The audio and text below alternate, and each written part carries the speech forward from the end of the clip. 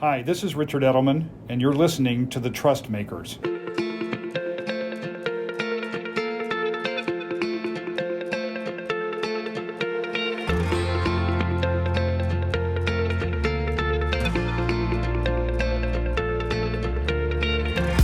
Hi, and welcome back to Trust Makers. It's Richard Edelman. I'm CEO of the global communications firm, and I'm joined today by my friend and client, Frank Cooper, who is the global CMO of BlackRock.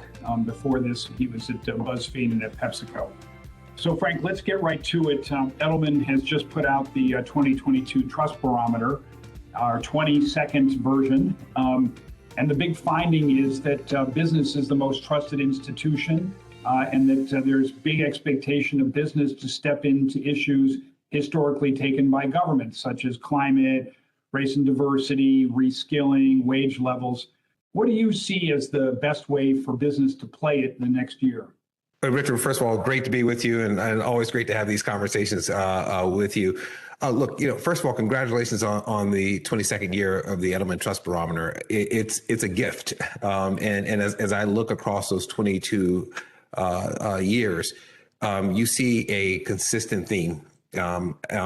People are basically shouting, "What about me?" And they're looking at institutions, leaders, fellow citizens, and asking that same question.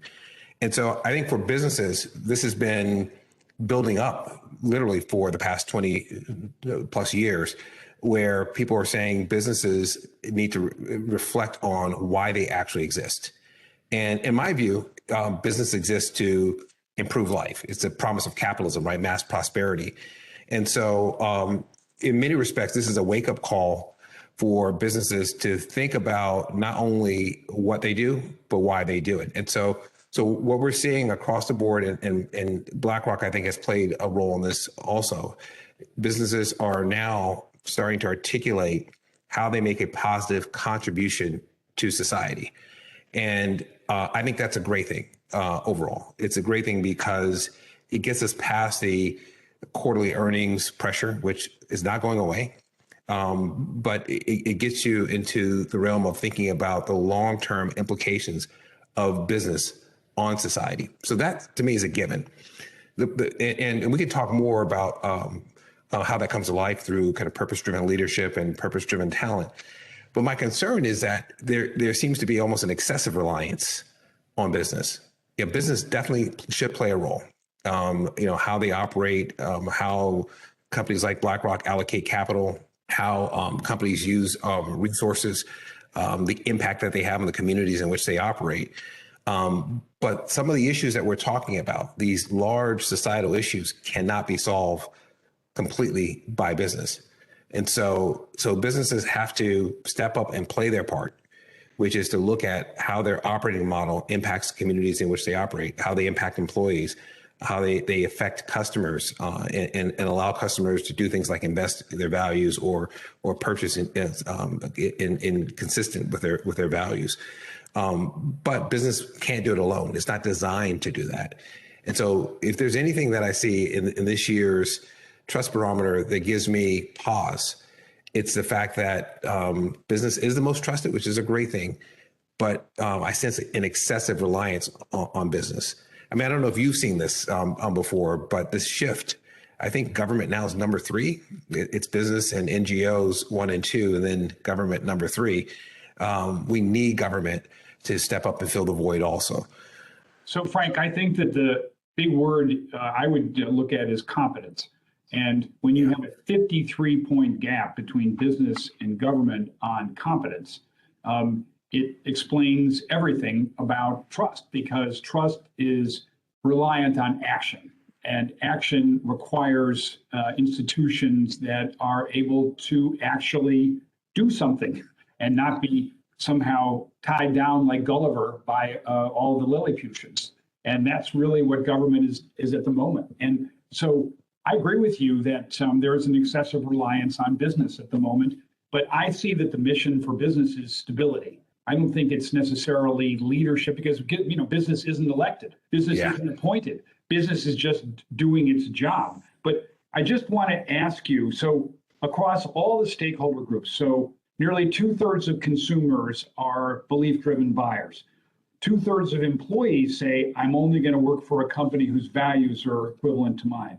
And 88% of investors actually now put ESG at the same level as operations and financial performance. So if you're a CEO, how do you play the game in order to make all these stakeholders happy? Yeah, I mean, the good news is that I think consumers and customers in general realize there's not necessarily a trade-off anymore. There used to be this values action gap that would happen. People would have certain values, but they wouldn't act accordingly because they didn't want to trade off on returns or trade off on product quality. Most don't believe that gap exists anymore. So that's the good news. If you're a CEO, and it's a tough place to be, right? Because you still have quarterly pressure. But if you're a CEO and you think about how do I have a unifying principle for all these stakeholders, for my customers, for my employees, for the communities in which I operate, for my shareholders, I think you have to find your sense of purpose. Why do you exist? And this is not some highfalutin idea about, how do I change the world? I don't see it in that way at all. It's how does the business's operating model in some way provide a positive contribution to society. And it can be really simple. It could be, if you're Amazon, for example, it could be that you provide convenience and give people back one of the most precious currency, that's time. It could be the way in which you allocate capital and recognize that there's a transition happening. And those percentages that you just referenced, people are now fully aware that there's this shift happening.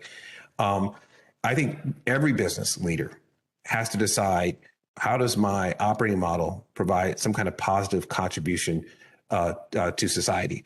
The trick, though, Richard, to me, though, is not to get caught up in that never-ending abyss of all the societal issues that confront us. And the only way I see out of that is to really focus on what can your business actually do that actually makes. So Frank, on that score, it seems to me that there are sort of the four issues in which business can clearly play a role. So sustainability, wage levels and inequality, the retraining matter, and race and diversity, because it's within our remit to have supply chain requirements, or to have a insistence on a continuing improvement, Paris Accords, et cetera, in sustainability. So BlackRock has really led. Larry Fink, I give great credit to with his annual letters on sustainability. What has it meant to your employees? What has it meant to your customers? Is it an absolute great thing for everybody, or has it been controversial? Yeah, I wish it were a great thing for everyone at all times. But look, it's Larry and BlackRock as a whole has taken the position that climate risk is investment risk. We framed it in terms of our fiduciary obligation to clients. We did not frame it in terms of kind of broad-based societal values. We based it in the fiduciary obligation to clients. And what it's done at a baseline was give more people the opportunity to invest their values. If they believe that sustainability is important, if they believe that ESG is important, they have an opportunity to invest in that. And what I'm most excited about is that even during this pandemic, what we've seen, we thought people would lose sight of ESG and climate action during the pandemic, but the opposite has happened. The sustainable funds are the ones that are performing the best. More investment is going into sustainable funds. And so for us, it's been a great opportunity to, number one, provide choice to clients. But number two, it has given our employees a sense that we are on the side of making a positive contribution. The most remarkable thing is that we shifted in a matter of a couple of years from people talking about whether or not the transition should happen, is it going to happen, into how it happens. And I think that's where we are right now, Richard, in this whole progression. It's not so much anymore about whether there's a transition to net zero. You can talk about the timing of that, et cetera, but it's how does it happen? And I think that's where the challenge is for all of us, is how does that play out?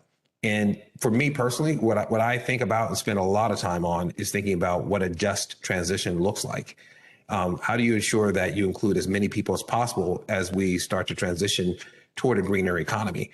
And the obvious thing people would say is that, well, those who are least responsible for the current carbon footprint should not be penalized, right? They could be penalized through energy poverty, et cetera. And that is true. So you have to look at it through that lens. But you also have to look at it through the lens of those who are in the carbon intensive industries. How do they transition? Because those are livelihoods, those are jobs, those are communities that are in the balance. And so for me and for BlackRock, this idea of a just transition and how we affect that is probably the most critical thing. So, Frank, Paul Pullman, as he was retiring from Unilever, said that the company, through the Sustainable Living Plan, had done the easy 1/3, which is changing the products. Now, the hard 2/3 is still to come, which is evolving consumer behavior, shorter showers, cold water wash, for example, buying strips instead of buying big jugs of detergent or soap. And then people put water in at home, and then they don't have the plastic to recycle. So what part of marketing budgets do you think over time are going to be devoted to changing consumer attitudes? Wow, that Richard, for me, is the most difficult challenge of all, because what you're really saying is should and can marketers and brands shift this consumerism that has kind of dominated the mindset of people for well over 100 years, right? If you think about what a lot of marketers do, particularly in CPG companies, but most marketers do this, they look for reach or penetration of households, and then they look for frequency. They want you to consume more and more and more and more. That's been the logic of a lot of marketing. And how do we get off of that wheel? I don't have the answer for that, because I think that's one of the most difficult things to do, because it's not just shifting the behavior first, it's shifting people's mindset. How do you get them to think about what they need? How do you think? How do you get them to focus on alternative ways of accomplishing the same goals? And breaking that habit loop, I think, is one of the most difficult things.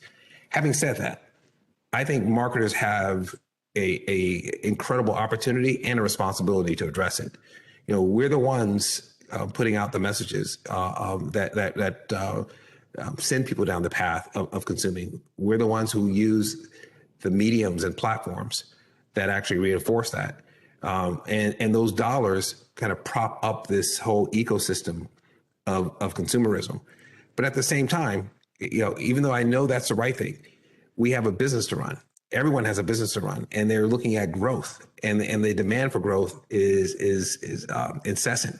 And so, how you balance those two things, I think, is the most difficult challenge we face. And I think Paul Pullman has it exactly right. That is the difficult part of this whole equation. But we can take small steps. And so, I think step one is to demonstrate to people that an alternative is as good or better than the current action. Using the investment lens, if you can show people that investing in sustainable products and sustainable activities actually generates great returns and becomes a key part of a portfolio, there's not a deep behavioral shift that you have to make. You can plug it right in.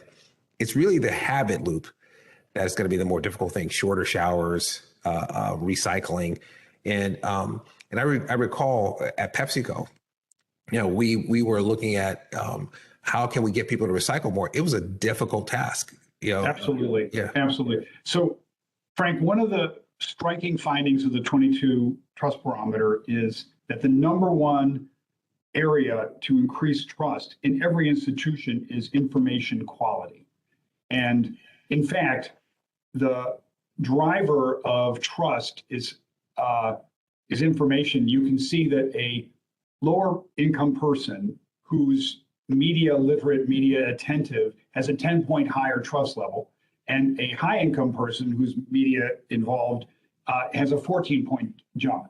So how do you square up the media business model of, in a sense, moving to the extremes in order to generate heat among your readers and therefore more social, with the idea of media as authority?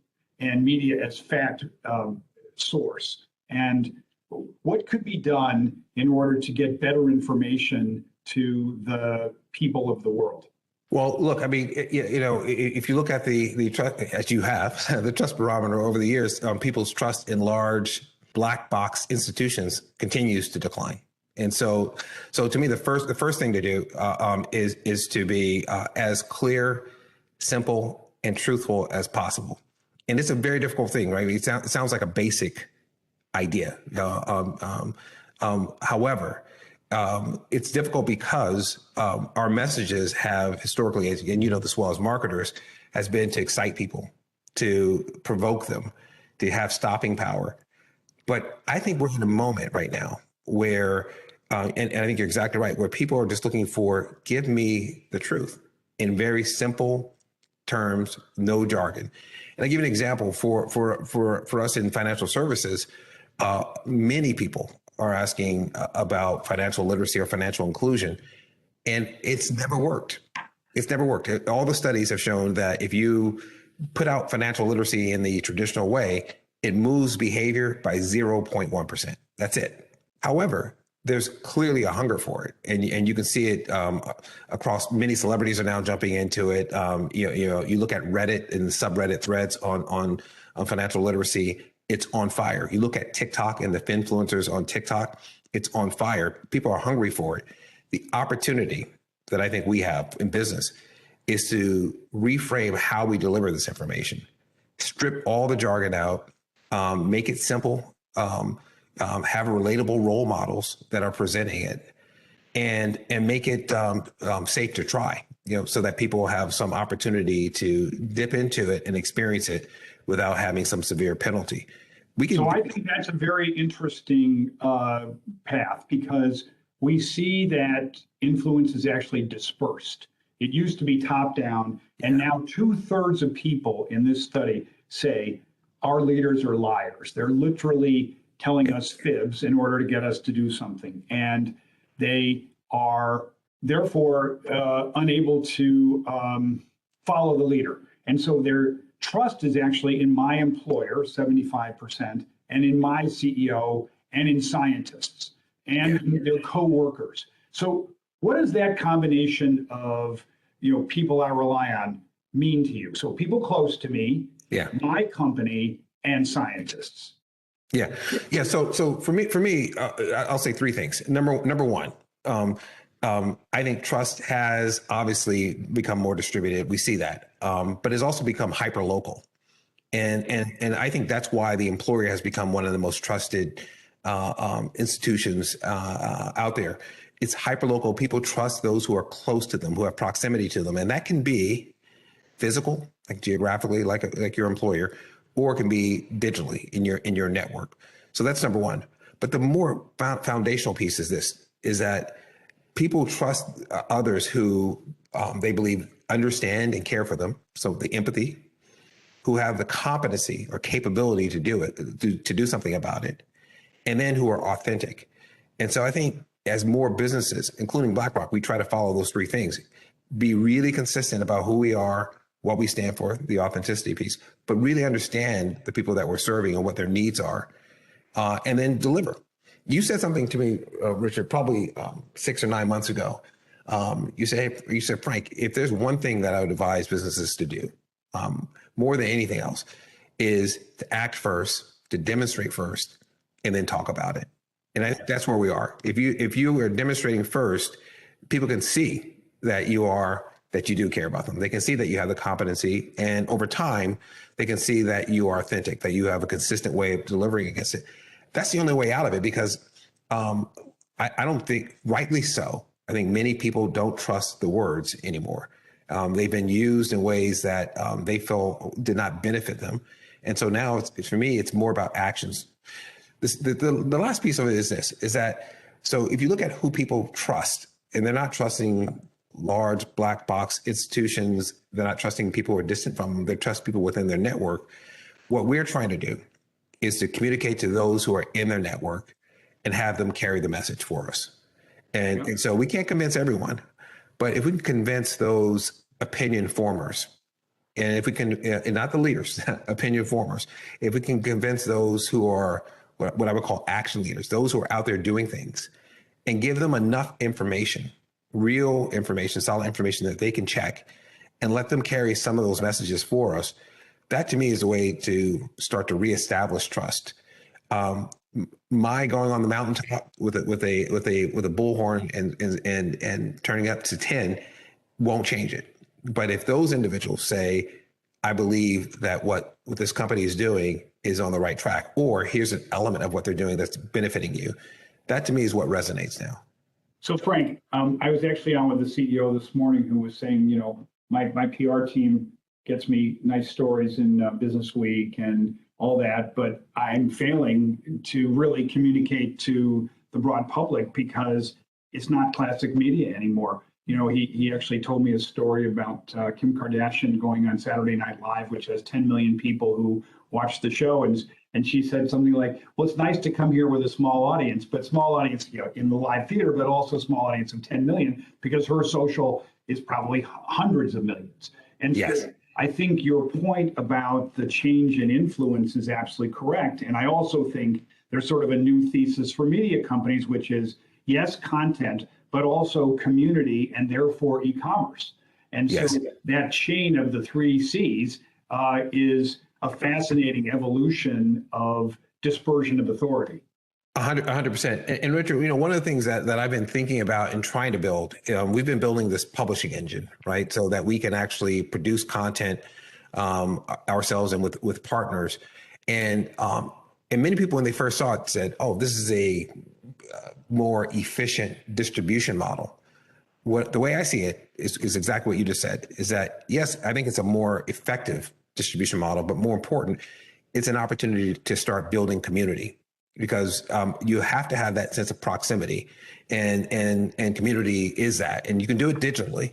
You can do it through social media. You can do it through your own media properties.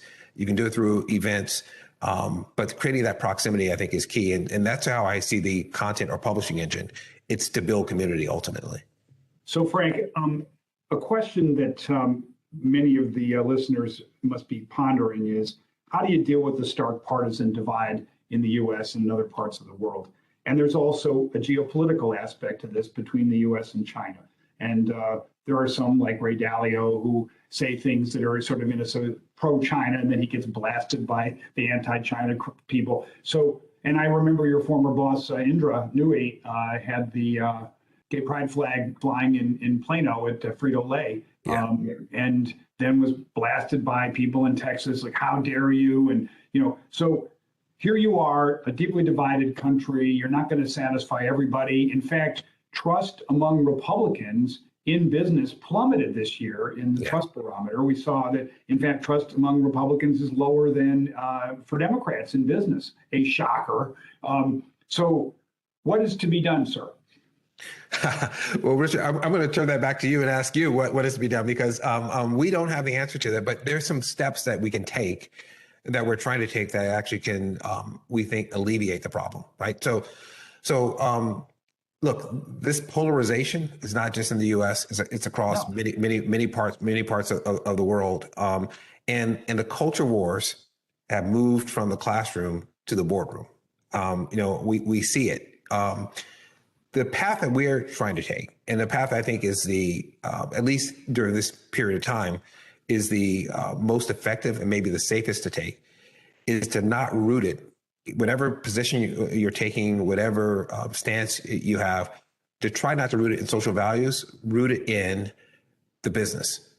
So for example, whatever position we take, we try to relate it back to asset value, to risk. And so if, for example, we are promoting sustainable investing, we're promoting sustainable investing because we think that that risk of this transition that is happening, and the data supports it, is not properly priced into the assets of many companies. We are stating that there's an opportunity for growth in these sustainable areas. It's all about investment for us and being a fiduciary to our clients. I think every business can look at it through that lens first and foremost. But at some point, some of these issues are so foundational. I think that remaining neutral can be more dangerous than actually taking a stance. There's some things that are fundamental to even the operation of the business, voting rights, for example, that leaders have to take a stance, and it's still rooted in the business, but in a much more foundational way. I personally err on the side of being more inclusive across the board. Any action, any decision, any solution that actually includes more people, to me, is the right side to be on. And you're going to get back. Frank, you'll remember that we did that study a month after the murder of George Floyd, and you were on a panel, and we showed that there was a 7x benefit in trust from companies and brands that stood up and spoke up rather than put your head down and forget about it. And that tells you everything, that people want action, that there's really two aspects of the business now in what we do, which is, as you say, the y-axis is the action axis and the communications axis is the x-axis. And if you want to be in the top right corner, you have to do both. You have to do and then communicate. I just also wanted to talk briefly about this mass class divide and, Hillbilly Elegy or all the rest of these books that have come out, and the phenomenon of populism and the sense of, 85% of people now worry that they're going to lose their job to either automation or the pandemic. That in none of the developed countries, do families feel they'll be better off in 5? Do the majority believe they'll be better off in 5 years? So how do we get to a sense of confidence in capitalism? More than half the people in our studies say that they don't believe capitalism works for them. So that's why the mass class divide. The elites are soaring, the mass is flatlined, and we have record divides. So where's the solve? Well, Richard, you're throwing some of the most profound problems my way. And again, I'd love to hear your point of view on this also. But look, I'll give you mine first, and then I'd love to hear your point of view on it. This question of inequality and this mass divide is not new. It pops up periodically. If you look at, we'll stay with the United States, post the Civil War. You had a period of time where they call it, I think, the Gilded Era or something like that. Gilded Age, and you start to see this kind of mass divide again. It's not sustainable. It's never been sustainable, and the only way forward, the only thing that's shifted is when you can build a realistic path to the middle class. Without that, this whole thing falls apart. But I think the thing that the stumbling block for some people is that they have a very narrow view of capitalism. They view capitalism as kind of this simple equation of maximize profit within the bounds of the law at all cost. And I think the rally cry that we're hearing from virtually every segment of the population across virtually every region of the world is that that's not the kind of capitalism that we think improves life. We think that the capitalism over many, many years has been more expansive in making sure there's a safety net, has been more expansive in trying to figure out how to include more people to live up to the promise of mass prosperity. And so what I believe has to happen is that government and business have to work together to figure out ways to open up real opportunity for people to progress. And, I know there's a big debate about CEO pay. There's a big debate about whether tech entrepreneurs are getting overpaid. That to me is the wrong issue because, even if you reduce that by multiples, even if you reduce that, it doesn't solve the core problem, which is what are the pathways forward for people as we start to transition to new ways of making things and consuming things. And education to me is key. Rethinking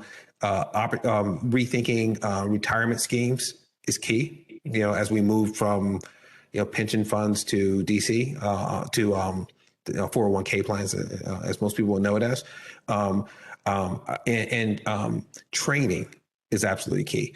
And so I think those things have to happen. Business can be a part of that, and the government needs to play a role. Well, I think actually, Frank, the key point you've made is the system has to be seen as working for all.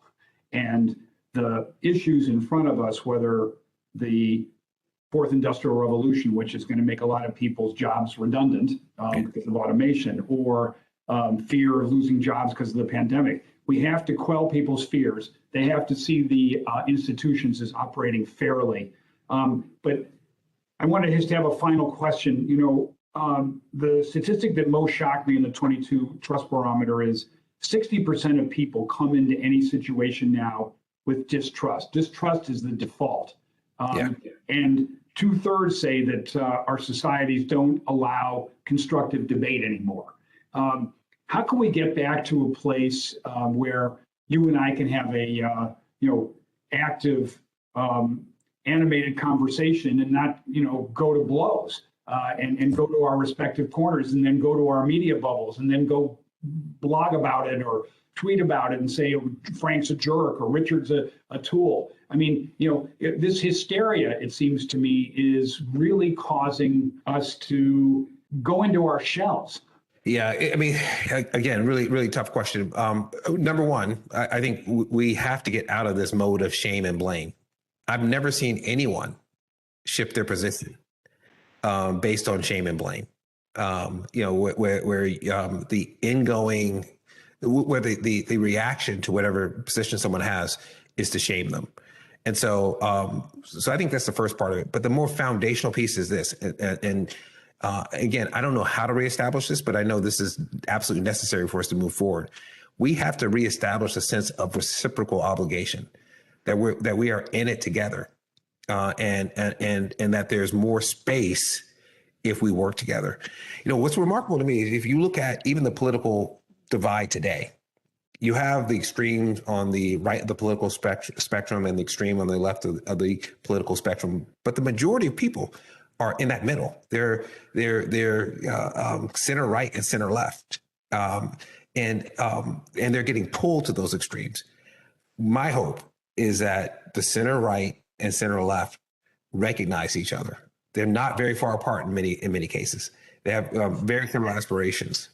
And Frank, I'll just conclude the discussion by saying that I think it's every institution's obligation to improve the quality of information available to people. I applaud BlackRock for having its own, in a sense, content operation. And I think every company should do that because every company should be its own media company. The media is unable to do this at the moment because the disappearance of local newspapers, because the economics are indicating signals that more heat comes when you create controversy.